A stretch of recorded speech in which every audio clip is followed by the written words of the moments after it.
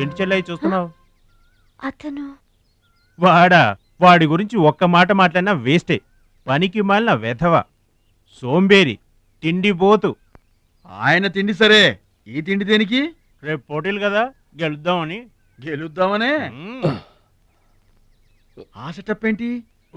వాడు వేస్ట్ అయితే వీడు సూపర్ వేస్ట్ కదరా అన్నయ్య. నువ్వు చెప్పింది కరెక్టే. వాడు పోటీలకేనా? గెలుద్దామనే? వాడు గెలుద్దామనే. వీడికి మ్యాథ్ ఎక్కువ, మోత్ తక్కువ. వాడికి కండ ఎక్కువ, కార్యం తక్కువ.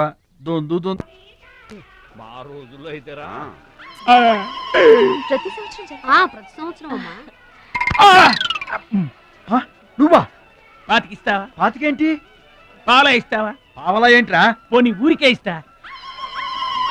ఏంట్రా నువ్వు ఉంది అంటే? అదేగా, అదే. నిన్ను చంపేస్తాను.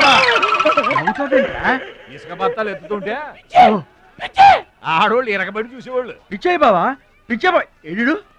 ప్రతి సంవత్సరం లాగానే ఈ సంవత్సరం కూడా జరగబోయే శ్రీరామనవమి పోటీలను మన ఊరి సర్పంచ్ గారు ప్రారంభిస్తారు.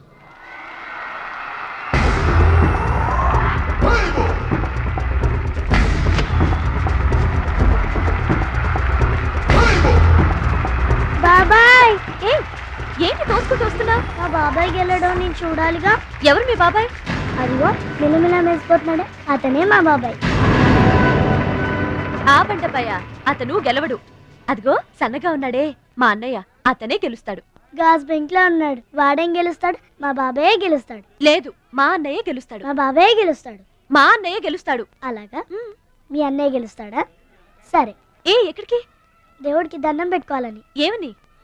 ఈసారి మళ్ళీ మీరు పడవెక్కినప్పుడు దానికి చిల్లు పడి మీరందరు గోదావరిలో మునిపోవాలి.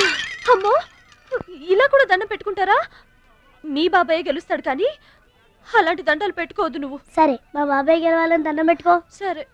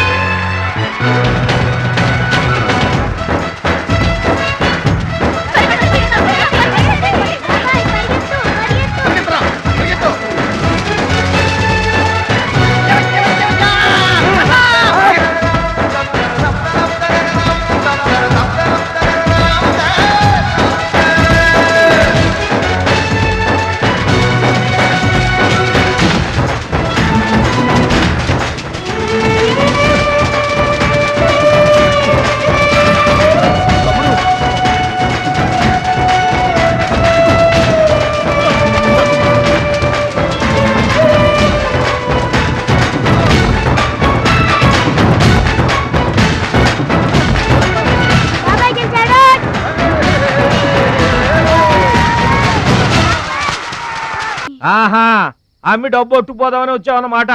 మా తల్లే, వాటాలు పనిచేయడానికి మీ 5 పూచు పుల్ల కూడా లేదు ఇక్కడ. మా అమ్మ నాన్న వాడిని